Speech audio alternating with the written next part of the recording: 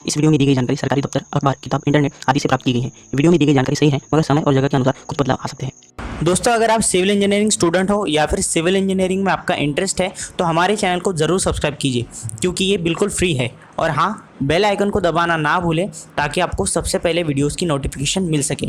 हमारे चैनल पर civil engineering के रिलेटेड करियर गाइडेंस, लाइसेंस, बाद में रजिस्ट्रेशन और सभी तरह के प्रोसीजर के बारे में वीडियोज़ हैं। तो चलिए बिना समय गवाए इस वीडियो को शुरू करते हैं। दोस्तों, आज के वीडियो में हम देखेंगे कि अगर आप ऑनलाइन आपका बिजनेस शुरू करना चाहते हैं, फिर वो चाहे सर्विसेज के लिए हो या फिर किसी प्रोडक्ट के लिए, तो आपको किन चीज़ों का ख्याल रखना है।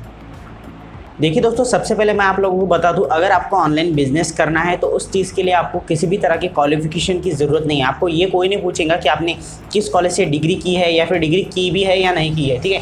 तो इसमें आपका क्वालिफिकेशन यहाँ पर कोई मायने नहीं रखता ऑनलाइन बिजनेस के लिए। लेकिन हाँ, एक बात ज़रूरी है, आपके पास क्वालिफिकेशन नहीं है, ठीक है, कोई बात नहीं, लेकिन आपके पास स्किल होनी चाहिए। आपका प्रोडक्ट हो या फिर सर्विस हो, वो सेल करने के लिए, वो बेचने के लिए आपके पास स्किल्स होनी चाहिए। तो आपको सबसे पहले इस बात का ख्याल रखना है कि आपके पास कौन कौन सी स्किल्स है या फिर आपका प्रोडक्ट कौन कौन से बेसिस पर मार्केट में टिक सकता है। इन सब चीज़ों के बारे में आपको ऑनलाइन बिजनेस स्टार्ट करने से पहले सोचना है। अब जो हमारा इंडिया मार्ट का वीडियो था, जिसमें मैंने बताया था कि किस तरह से एज अ फ्रेशर आप आपके बिजनेस को स्टार्ट कर सकते हैं या फिर एक अपॉर्चुनिटी है, प्लेटफॉर्म है, तो वहाँ पर मुझे कई कमेंट मिले या फिर पर्सनल में भी मुझे मैसेजेस आए थे कि सर, अगर हमें बिजनेस स्टार्ट करना है ऑनलाइन, ये तो ठीक है आपने बता दिया, लेकिन कौन कौन से ऑप्शन है एक सिविल इंजीनियर के लिए। तो देखिए, एज अ सिविल इंजीनियर, मैं खुद सिविल इंजीनियर हूँ, इसलिए मैं अपने ब्लॉग पर एक पूरी डिटेल लिस्ट देता हूँ मेरी तरीके से कि जो आप ऑनलाइन सर्विस दे सकते हो या फिर ऑनलाइन प्रोडक्ट, उन चीज़ों का आप बेच सकते हो। तो डिस्क्रिप्शन में एक ब्लॉग की लिंक है, वहाँ पर आप सभी प्रोडक्ट और सर्विसेज को देख सकते हो।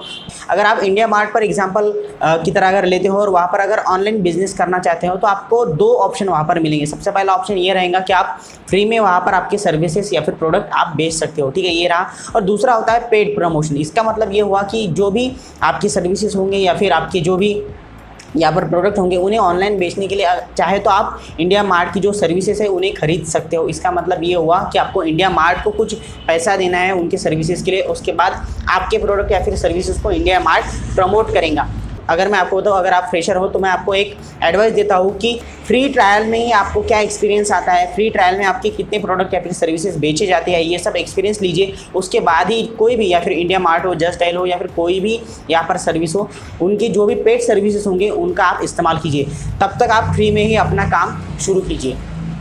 देखिए दोस्तों, जैसे ही एज अ फ्रेशर कोई भी अगर ऑनलाइन बिजनेस स्टार्ट कर देता है और उसे अगर स्पीड भी मिल जाए, तो उस बंदे को ऐसे लगता है कि चलो अभी हमारा ऑनलाइन बिजनेस स्टार्ट हो चुका है, अच्छे से चल रहा है, तो अभी हमें अदर ऑप्शन की तरफ देखने की ज़रूरत नहीं। अदर ऑप्शन का मतलब क्या हुआ कि मान लीजिए अगर आपका कोई ऑफलाइन बिजनेस है, आपका ऑफिस है या फिर आप किसी कंस्ट्रक्शन कंपनी के लिए काम कर रहे हो, तो वो छोड़ देना और बस घर बैठे ही अब हम ऑनलाइन काम करेंगे, तो ये सोच बिल्कुल भी मत रखिए। एज अ फ्रेशर या फिर एज अ सक्सेसफुल बिजनेसमैन होने के बाद भी ऑनलाइन अगर आपका बहुत अच्छे से चल रहा है बिजनेस, के बाद भी आपका दूसरा ऑप्शन रेडी रखिए। इसका मतलब ये हुआ कि बस ऑनलाइन बिजनेस पर डिपेंड मत रहिए, क्योंकि कैसा होता है, देखिए यहाँ पर एक थर्ड पार्टी है जो आपको आपके कस्टमर से मिला रही है, आपका डायरेक्ट इंटरेक्शन नहीं हो रहा है। अगर उस थर्ड पार्टी को कुछ हो जाता है लीगली, मान लीजिए कि अगर कोई वेबसाइट डाउन हो जाए, तो आपका बिजनेस पर भी इसका बहुत ज़्यादा इंपैक्ट होगा। तो इसका मतलब ये हुआ कि जिस तरह से आप ऑनलाइन बिजनेस में ग्रो कर रहे हैं, उसी तरह आप आपके ऑफलाइन बिजनेस को भी ग्रो कीजिए, ताकि किसी भी सिचुएशन में आप ऑफलाइन में अगर रुक जाते हो तो आपको ऑनलाइन का सपोर्ट मिले, और अगर ऑनलाइन में आपको कुछ तकलीफ आती है तो आपको ऑफलाइन का सपोर्ट मिले। देखिए दोस्तों, इंडिया मार्ट पर हमें किस तरह से अपने प्रोडक्ट सेल करने हैं या फिर किस तरह से अपना कैटलॉग बनाना है, ये सब मैं आपको अगले वीडियो में बताऊंगा। लेकिन उस चीज़ के लिए आपको यहाँ पर आपका प्रोफाइल बनाना होता है। कहने का मतलब ये हुआ कि आपको यहाँ पर आपका ईमेल एड्रेस और मोबाइल नंबर देना पड़ेगा।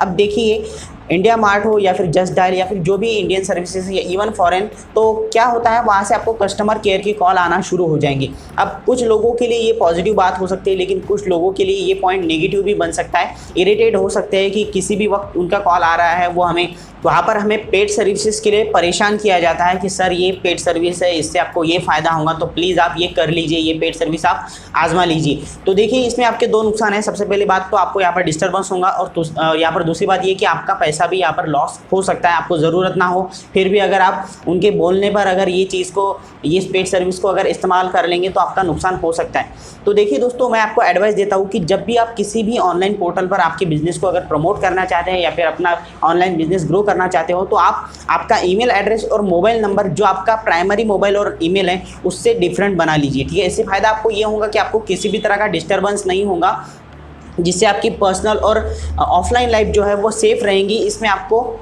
सबसे ज़्यादा जो इम्पोर्टेंट बात है कि जब आपका ऑनलाइन नंबर जो है वो अगर डिफरेंट है तो आपके क्लाइंट के भी नंबर, क्लाइंट के भी कॉन्टेक्ट्स आपके वहाँ पर ही होंगे, तो आपको किसी भी तरह का यहाँ पर डिस्टर्बेंस नहीं होगा। देखिए, ये बात आप लोगों को बहुत ही सुनने में आसान लग सकती है, लेकिन मैंने 1 साल इंडिया मार्ट, बाद में जस्ट डायल, इन सभी का यहाँ पर एक्सपीरियंस लिया है। उससे बता रहा हूँ कि दोस्तों, आपको ट्रू कॉलर इंस्टॉल करना पड़ेगा कि कौन सा नंबर कौन सी कंपनी से आया है, इस बात को जानने के लिए। इससे अच्छा है कि भाई अगर ऑनलाइन आप आपका बिजनेस ग्रो करना चाहते हो तो एक different mobile number, different email number ही आप निकाल लीजिए। आई होप कि इस वीडियो में बताया मैंने जो भी टिप्स है, जो भी यहाँ पर मैंने चीज़ों का आपको ख्याल रखने के लिए बताया है, उन सब चीज़ों से आपको ऑनलाइन बिजनेस में मदद होगी।